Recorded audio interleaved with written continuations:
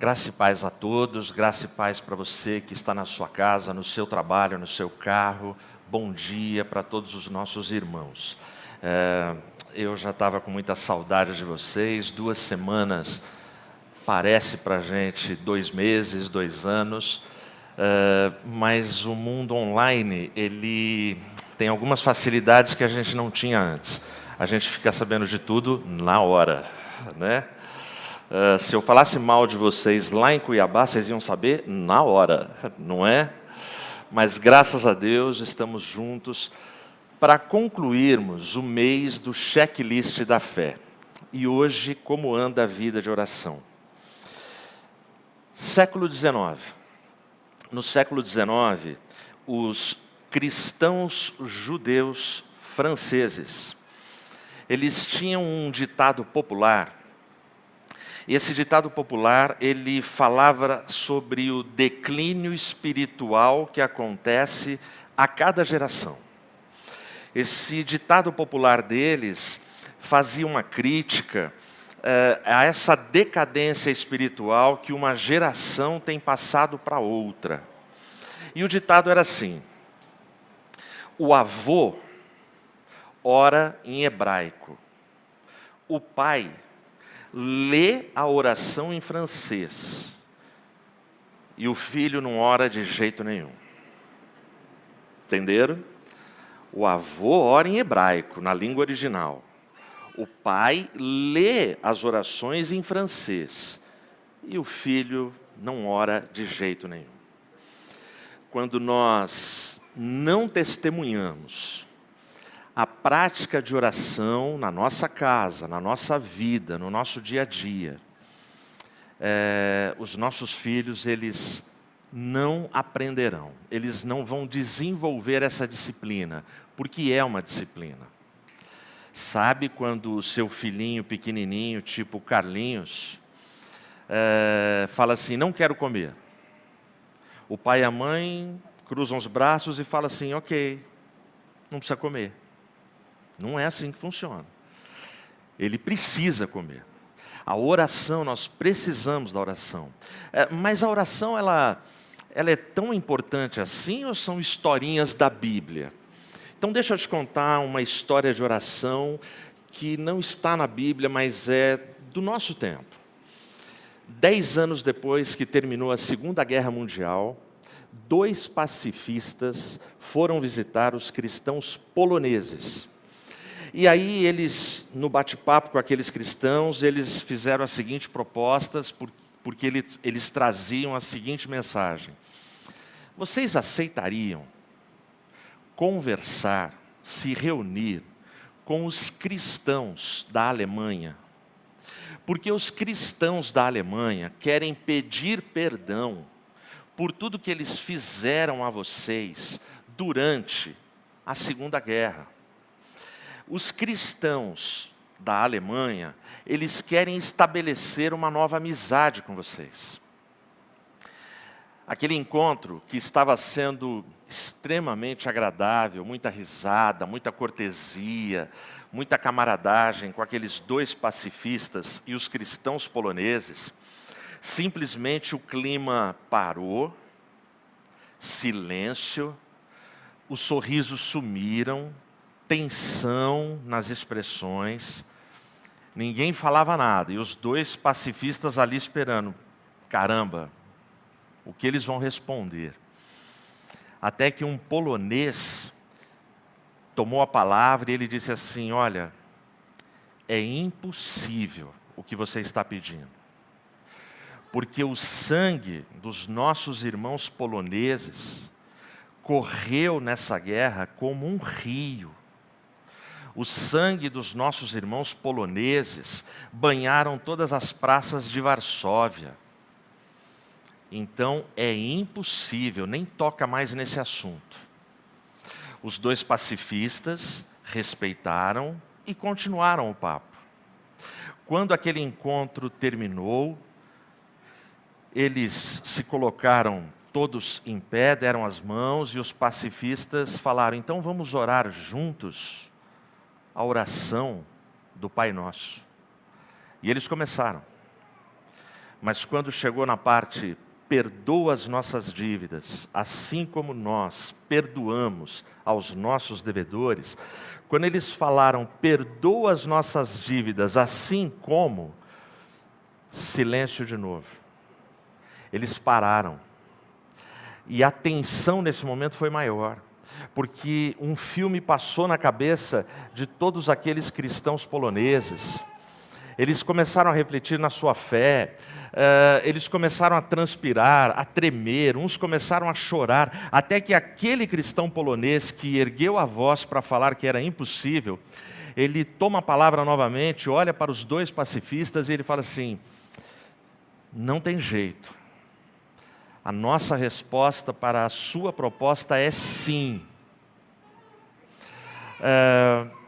Não tem como orar a oração do Pai Nosso sem que a gente libere perdão para os nossos inimigos.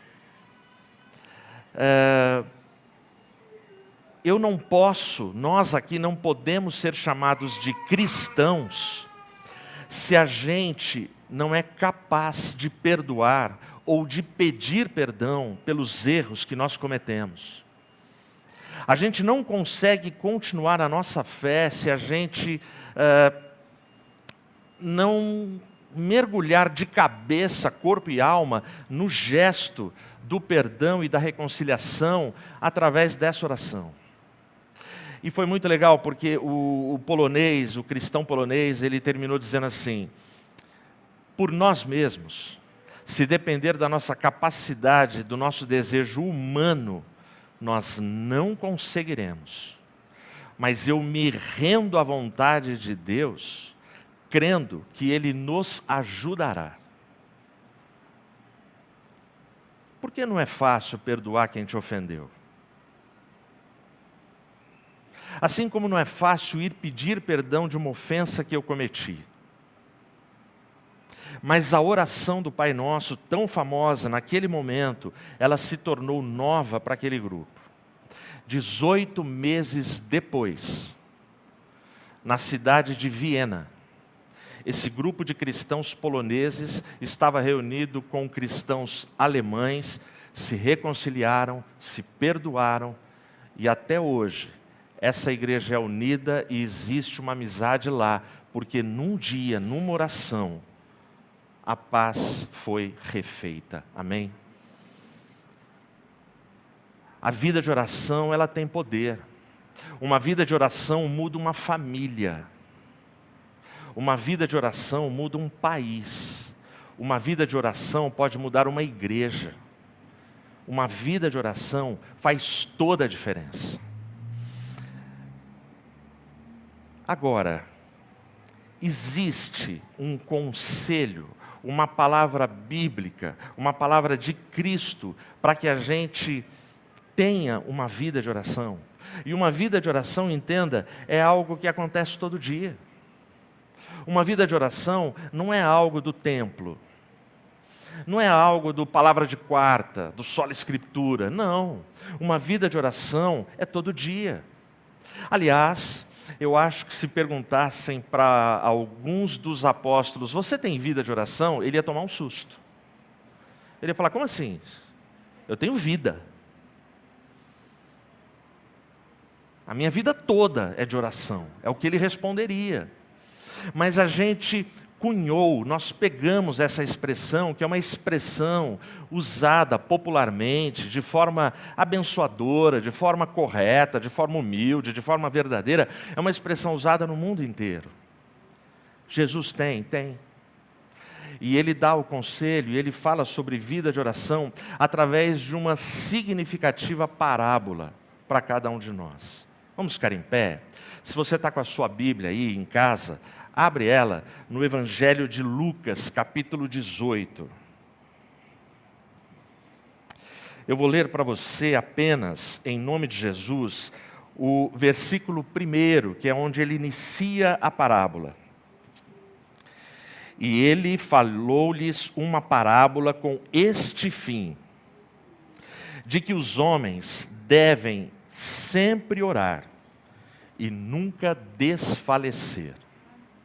Presta atenção, Essa é a única parábola, essa parábola, a gente só tem esse texto no Evangelho de Lucas, e essa é a única parábola que Jesus já começa no início explicando qual o propósito da parábola.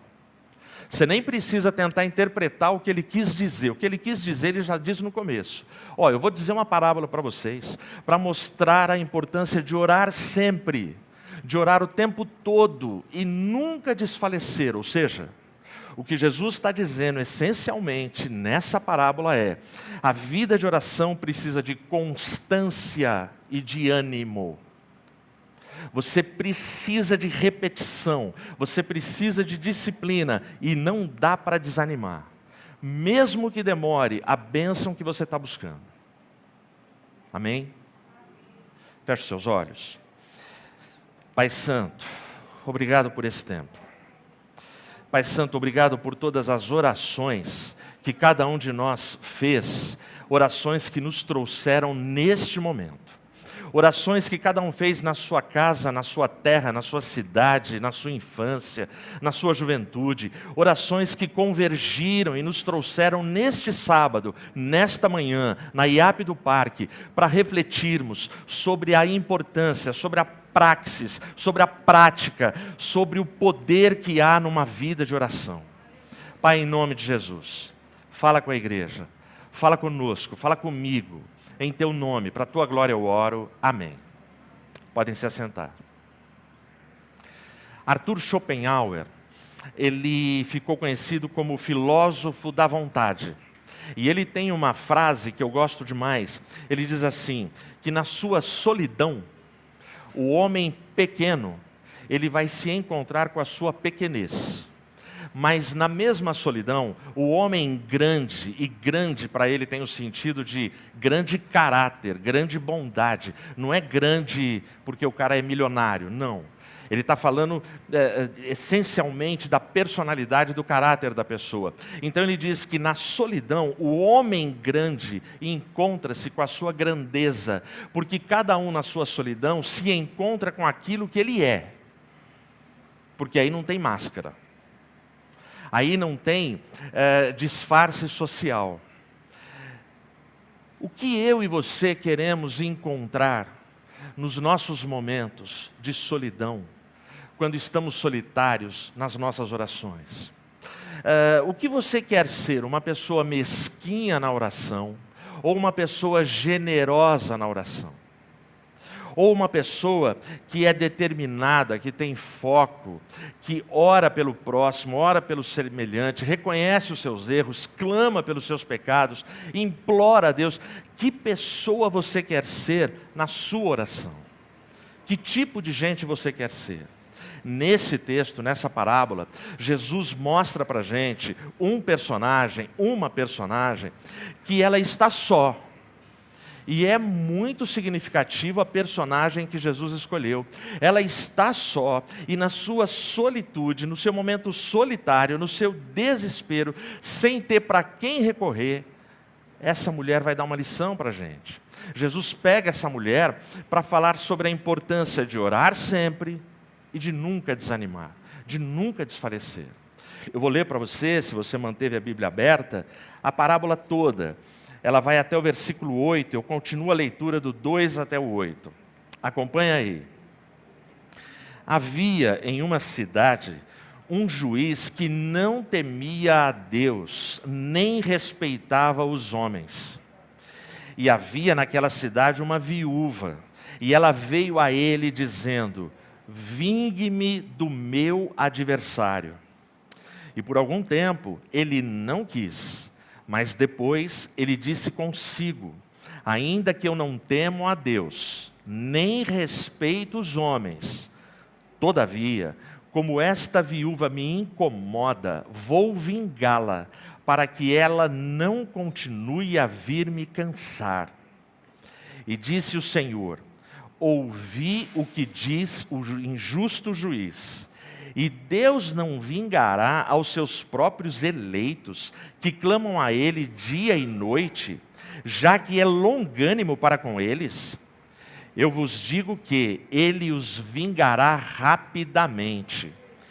Quando, porém, vier o Filho do Homem, porventura achará fé na terra? É muito legal essas duas figuras que a parábola usa.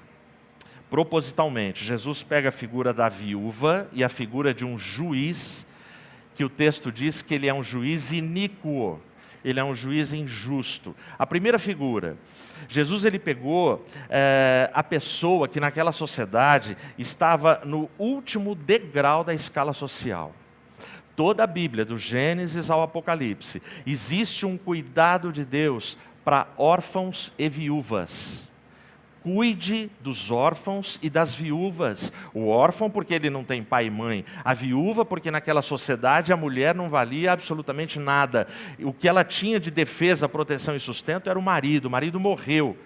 Ela está na roça. Então Jesus pega a figura de uma viúva, que é uma pessoa vulnerável, indefesa, ela não tem recurso social, ela não tem como se sustentar, como se manter, como pagar as suas dívidas. Ela não tem. E no caso dessa viúva, ela está sendo atacada, e note, ela não fala assim, ela não conta o problema dela, ela não diz nada. O que ela pede para o juiz é: julga a minha causa. Porque ela tem convicção que ela está certa. Porque se ela não tivesse convicção, ela não ia procurar um juiz. Ela ia fugir do tribunal. Mas a causa não é dita para a gente, mas ela está sofrendo. Por ser viúva, ela já sofre naturalmente.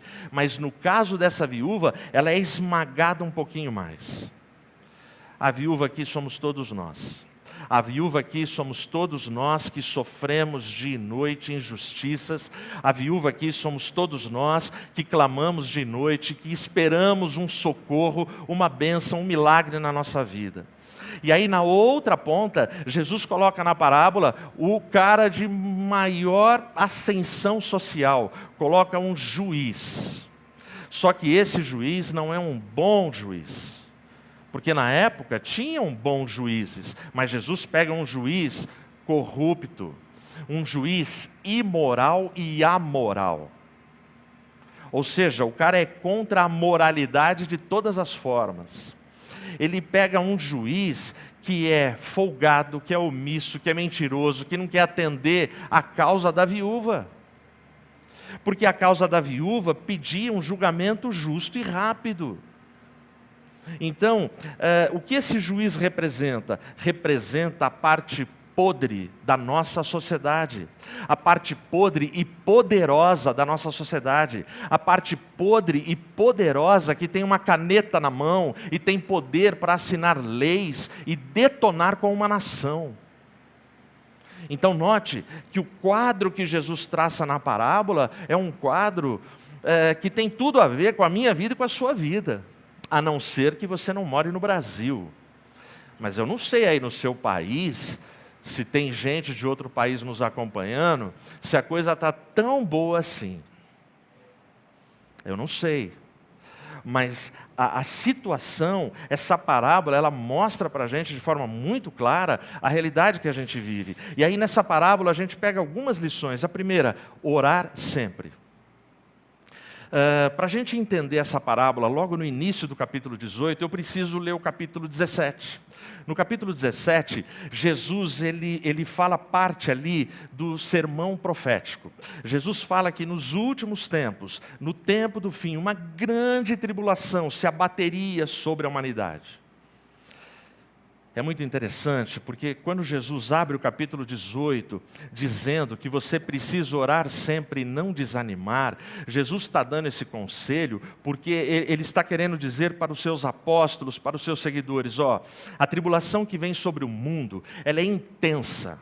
O anticristo, o homem do mal, demônios, Satanás, a perseguição à igreja, as injustiças sociais que vocês vão enfrentar, são intensas.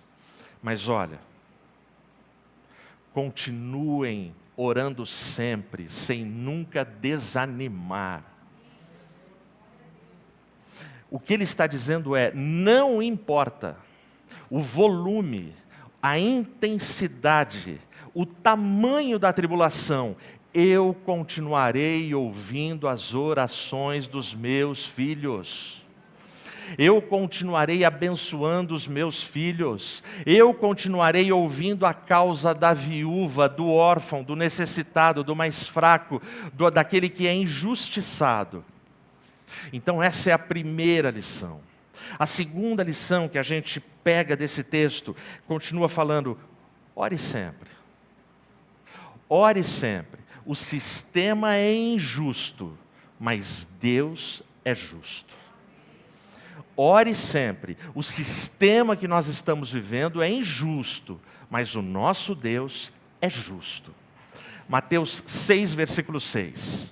Quando você for orar, entra no teu quarto e ora em secreto, que o vosso Pai que estás nos céus, Ele vai ouvir e vai te abençoar. Existem estudiosos que eles questionam essa fala de Jesus. Por quê? Porque na época de Jesus, as casas tinham apenas um cômodo e não tinham quartos. E Jesus manda você entrar no seu quarto, em particular, e orar. Quartos você só teria nos palácios, assim, os extremamente poderosos da época, mas as casas da média das pessoas eram um cômodo. Sabe um kitnetão? Onde ali naquele ambiente você faz tudo. E aí Jesus fala isso.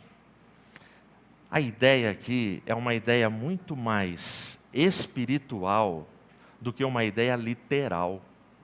O que Jesus está falando é assim, o sistema é injusto, o sistema é mau, mas olha, você pode ter um quarto imaginário, você pode ter um altar no teu coração, e independente dos cenários, dos ambientes, se você está numa construção, se você está num banco, se você está numa agência de propaganda, se você está num cartório, se está numa loja, se está entregando doce para todo mundo, bolo para todo mundo, se você está, sei lá, na loja de roupa lá do Ailton, fazendo uma obra ali, não importa onde você esteja, pão, amém? Entra no teu quarto, você é templo do Espírito Santo, e ora ao teu Pai em secreto. Eu não sei vocês que eu citei aqui, todos que estão aqui, quantos no dia a dia, no trabalho, está ali na luta, e a cabecinha aqui, os pensamentos estão, Senhor, em nome de Jesus, me ajuda, me abençoa, me dá palavra, me livra dos meus inimigos, Senhor, me dá força, me dá saúde. Pai, eu não posso cair enfermo, porque eu tenho uma família. Quantos fazem essa oração? Levanta a mão aí. Você que está aí me acompanhando, levanta a mãozinha no comentário. Aqui todo mundo, porque a gente ora. É Mateus 6, versículo 6, entra no teu aposento e ora em secreto. O sistema é injusto, mas Deus é justo. Eu e meu filho estivemos em Cuiabá 2 semanas atrás. O que aconteceu ali em Cuiabá foi algo assim que jamais a gente vai esquecer. Até hoje eu recebo mensagens, pessoas testemunhando, pessoas assim. Foi um Pentecostes que aconteceu ali. Muita conversão, batismo no Espírito, cura, reconciliação. Gente que veio falar assim, Pastor Ed, faz 20 anos que eu não sinto tanta felicidade do céu na minha vida. Pastor Ed, eu estou mudando de vida. É um negócio assim absurdo que aconteceu, eu não tenho palavras. Quem nos convidou? Quem nos convidou foi o marido da Daphne. A Daphne é líder do Ministério Jovem Regional. O marido dela é o pastor Edson e ele é juiz de direito. Ele é um juiz novo. E dentre as muitas coisas que conversamos, ele contou um episódio maravilhoso. E aí a gente estava falando, desculpa aí se você vai achar que eu vou sair fora da ética um pouquinho, mas a gente estava falando, obviamente, do nosso STF. E eu perguntei para ele, que é juiz, eu falei, o que você acha do STF? Ele falou assim, difícil, né? Os caras nunca tiveram a prática de ser juízes, foram indicados, não foram... Enfim, os caras entraram por indicação. Ele falou, a gente rala, a gente vai nas comarcas, nos tribunais. Eu fui para o interiorzão aqui de Cuiabá para poder ser juiz e fiquei 15 anos gramando a 500 quilômetros de Cuiabá. Hoje eu estou por aqui. E ele conta dos casos que ele teve que julgar, casos pesados de líder de tráfico, de gente assim poderosa. Mas aí ele conta também os casos pitorescos. E ele contou um que eu tenho que contar para vocês. Ele está num tribunal, e o tribunal dele, ele falou: pastor, pensa naqueles tribunais de filme. Aqueles que tem aquela bancada de madeira grande, o réu está ali, o júri está lá, tem a plateia ali, aqueles que a gente só vê em filme, aquele cenário. Ele falou: era um desse. Estou eu lá. Qual era a discussão? Era uma menininha com a sua mãe, disputando contra o pai. A mãe e o pai se separaram, então o pai mora em outro lugar. A mãe e a menininha ficaram sozinhas numa casa. E o que eles tinham? Um papagaio. Aí o pai vai embora e leva o papagaio. A menininha dos seus 11, 12 anos adoece. A menininha chora. A menininha quer o papagaio. E isso há meses. A mãe entrou com um processo. Ele falou: e caiu para mim. Ele falou: pastor, o dia inteiro, uma tarde inteira, vinha um advogado de defesa, o de acusação, e foto, e um tinha foto, outro tinha foto. Não, mas o papagaio é meu. Não, mas ele gosta de mim, porque ele quer ficar comigo, ele não vive sem mim. Não, mas ele gosta de mim. Não, mas eu que comprei, eu que paguei. Pô, ela era pequenininha e tal, não sei o que tem. Eu pago a pensão certinho, eu pago tudo, e ainda quer o papagaio. Discussão. Aí ele fala assim, ele falou: pastor Ed, chegou um momento que eu já não aguentava mais. Eu estava com a cabeça quente. Aí eu orei e Deus me iluminou. Chamei os policiais e falei assim: está aqui a expedição do mandato. Vai buscar o papagaio. Aí sai a polícia. E se alguém pedir, fala que o juiz ordena o papagaio, que eu quero ouvir o papagaio. É surreal, não é? Aí vai a polícia. Aí ele suspendeu a sessão. Cidade pequena. Todo mundo foi tomar café, uma água, tal. Meia hora depois está todo mundo lá dentro. Eles estão lá esperando. Daqui a pouco entra 2 policiais com a gaiola e o papagaio. Aí eles: excelentíssimo, aqui está o papagaio conforme autorizado e mandado. Ele está aqui, ele não resistiu. Está lá com o papagaio. Aí ele chega e fala assim: fecha essa porta, fecha as janelas, fecha tudo. Agora solta o papagaio. Soltou o papagaio. O papagaio correu aonde? No colo da menininha. Aí o pai: vem, o papagaio no colo da menininha, livre, leve, solto. O juiz assinou, o Edson virou e falou assim: o papagaio é dela, você nunca mais toca nesse papagaio. E acabou. É engraçado. E é tremenda essa história. Sabe, num mundo caótico, num mundo injusto, de um sistema injusto, nós vamos encontrar oásis de justiça. Nós também encontraremos com um Deus justo e um juiz justo. Pode estar demorando. Pode ser que as coisas estejam assim insuportáveis. Mas em algum momento, algo surreal vai acontecer e a justiça virá. Mas é preciso orar sempre e nunca desanimar. Aquela mãe e aquela filha oraram muito. E o juiz, nosso irmão na fé, foi um momento que ele orou e pediu: Senhor, me ilumine, eu não sei o que decidir aqui. Eu queria que ele tivesse feito perguntas para o papagaio. Era isso que eu queria. Mas o Espírito Santo deu muito mais sabedoria para ele do que o que eu queria. A última lição que eu destaco dessa parábola. A lição que a gente pega é: ore sempre pelo motivo certo. Não perde o seu tempo orando pelo motivo errado. Tem gente gastando saliva, jejum, votos, promessas, orações, pelo motivo errado. Tem gente que está orando pela sua vaidade pessoal, pelo seu orgulho pessoal, pelas coisas, pelos castelos que criou na sua cabeça, querendo aquilo. Deixa eu te dizer, você vai quebrar a cara. Esse é o Evangelho. O Evangelho de Cristo, ele não afaga o pecado, o ego, ele não afaga caprichos, ele não afaga as coisas que as pessoas acham que tem que ser. Não. Mas o Evangelho de Cristo, ele vem para te abençoar e quer que você se alinhe à vontade dele. Simples assim. Então, ore sempre pelo motivo certo.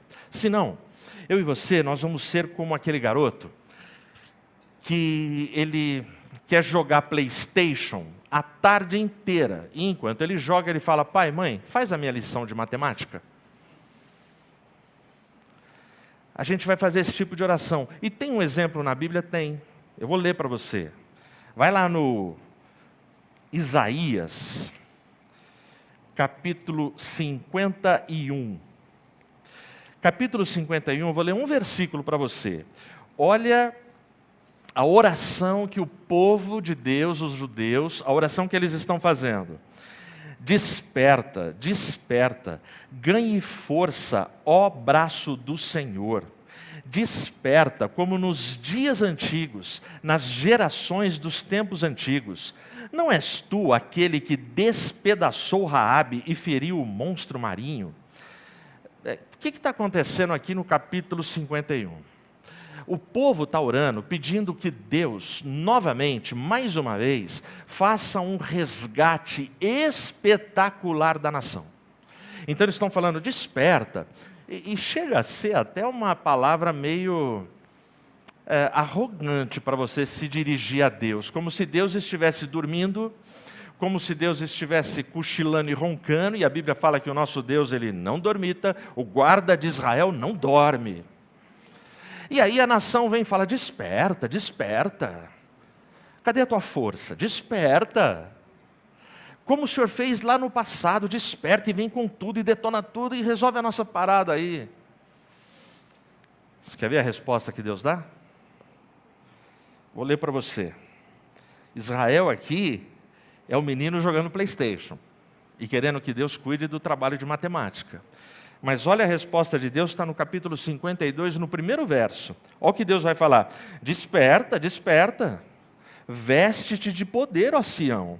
Veste tuas lindas vestes, ó Jerusalém, a cidade santa. Porque daqui em diante não mais haverá de entrar em ti o incircunciso e o impuro. Olha o que Deus está falando. Deus está falando assim, faz você. Desperta, Sião. Deus usa a mesma palavra. Ele se dirige a Deus, desperta, desperta. E Deus fala, não, desperta você, desperta.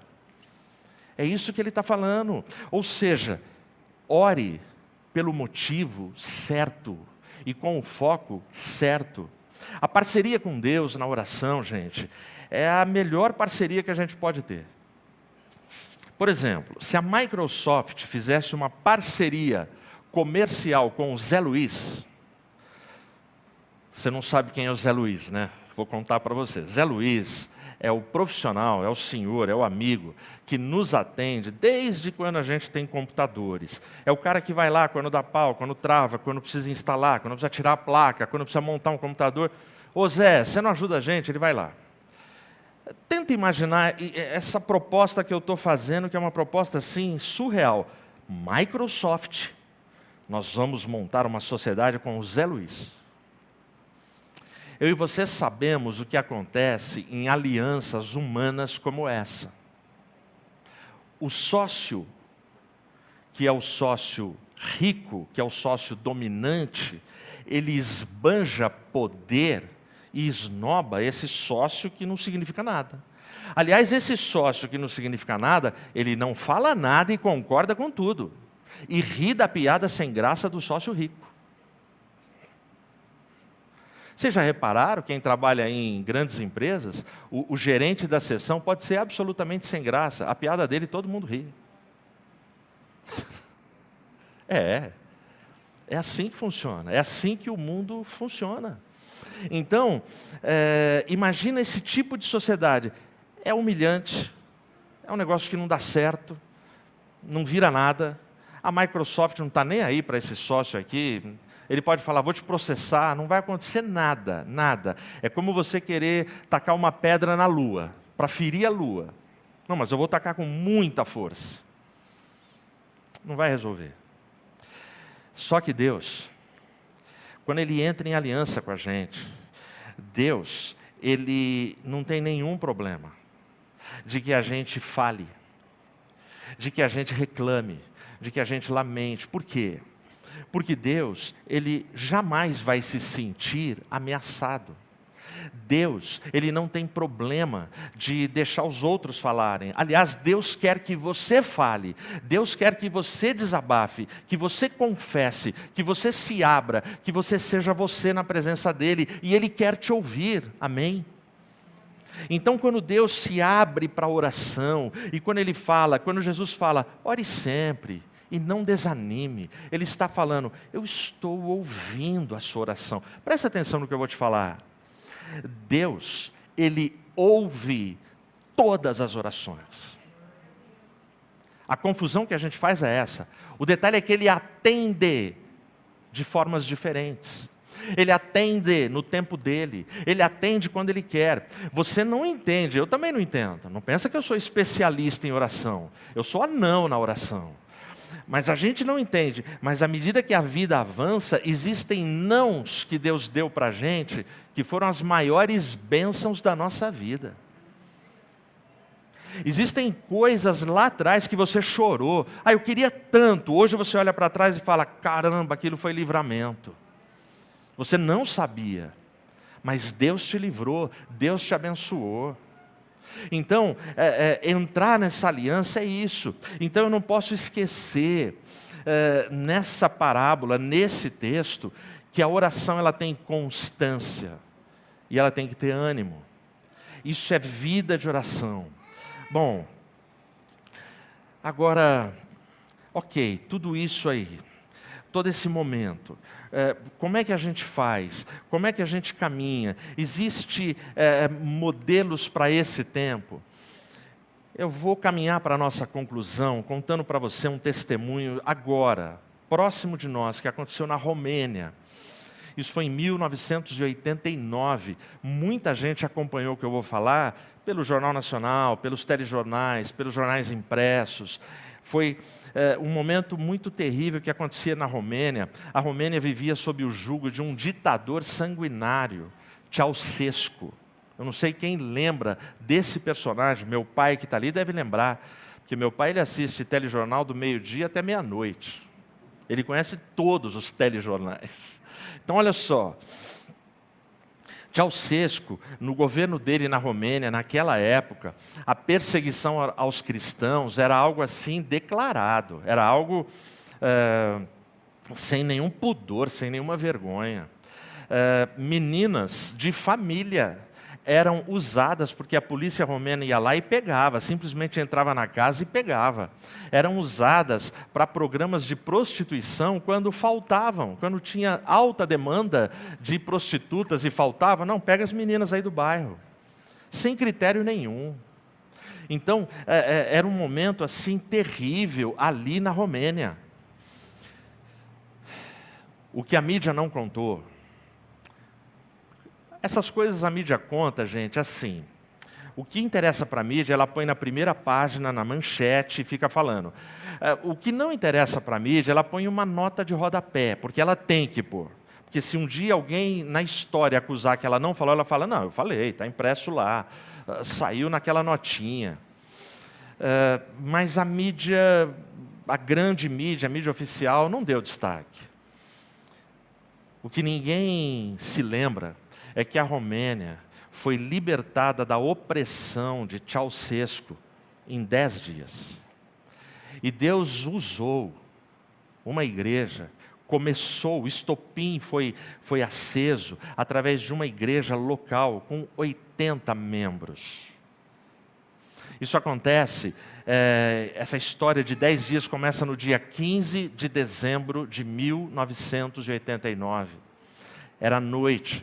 A casa do pastor Toderick, na cidade de Timișoara, ela é cercada pela polícia romena.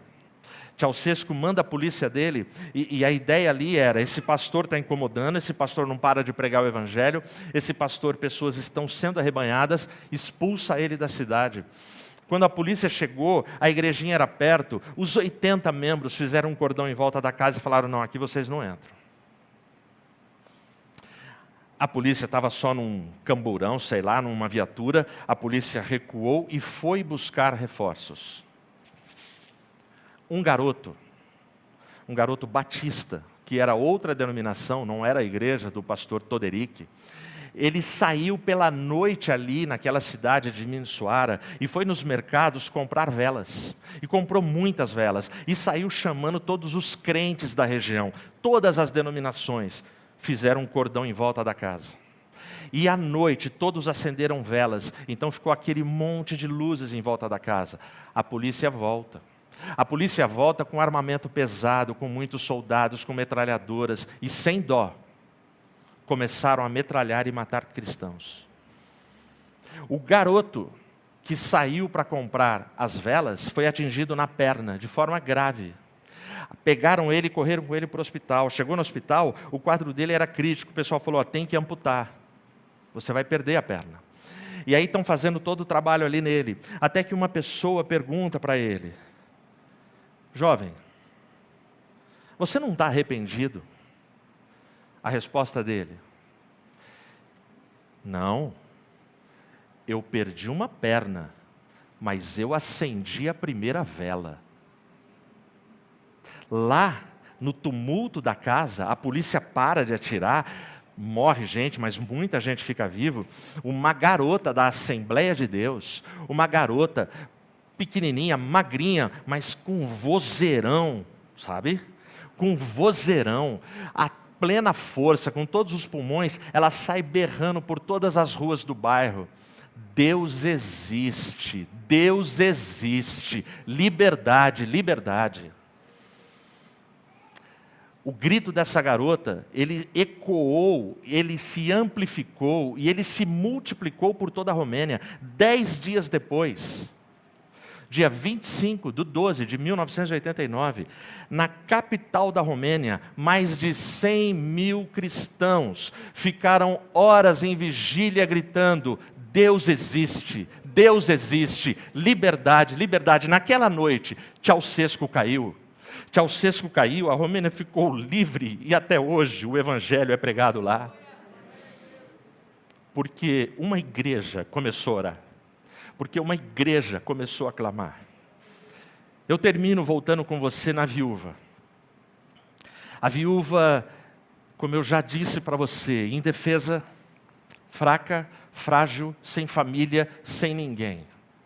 Tem momentos na minha vida que eu também vou estar exatamente como a viúva, frágil, fraco, sem ninguém para entender e ouvir as minhas dores. Porque dor é o seguinte, quando você para de gemer, as pessoas acham que passou. Dor é assim que funciona. No clímax da dor você vem, pede oração, você chora, a igreja se une, a igreja ora com você, mas se passar alguns meses, você para de pedir, porque fica muito repetitivo você fazer o mesmo pedido. Mas você está sofrendo, e você sabe o que você está sofrendo. Quem apanha não esquece, quem bate esquece. Dor é desse jeito que funciona. Então tem momentos na minha vida e na sua vida que nós seremos a viúva, que nós estaremos atrás de justiça num mundo injusto. E a gente vai ter que crer que a justiça virá de alguma forma, porque Deus de alguma forma, Ele vai cuidar dos seus filhos, Ele vai abençoar os seus filhos. Com a viúva eu aprendo que mesmo nesses momentos de viuvez, e de pequenez e de miséria da minha vida, nunca eu serei viúvo, porque nunca na oração eu estarei sozinho, porque na oração eu estarei com Cristo, porque na oração eu terei companhia, porque na oração eu terei a parceria de Deus. E Deus continua abençoando o seu povo. Deus continua olhando pela aflição do seu povo. Deus continua cuidando do seu povo. Que você seja abençoado. Que você não se esqueça no seu dia a dia de orar sempre, sem desanimar. Porque a última pergunta da parábola é: quando o Filho do Homem voltar, achará fé na terra? A pergunta de Jesus, ela é ligada com o primeiro verso da parábola. Vocês têm que orar sempre e nunca desanimar. Mas eu e você vivemos numa geração que é marcada pelo símbolo da pressa. Nós queremos tudo já e agora. Nós somos a geração da injeção eletrônica, do celular, do e-mail, do WhatsApp. As coisas têm que acontecer. Você manda uma mensagem, você fica apavorado. Não deu azulzinho, não deu azulzinho, não deu azulzinho. E tem gente que é do mal, que desativa o azulzinho. Tem gente que não é de Deus.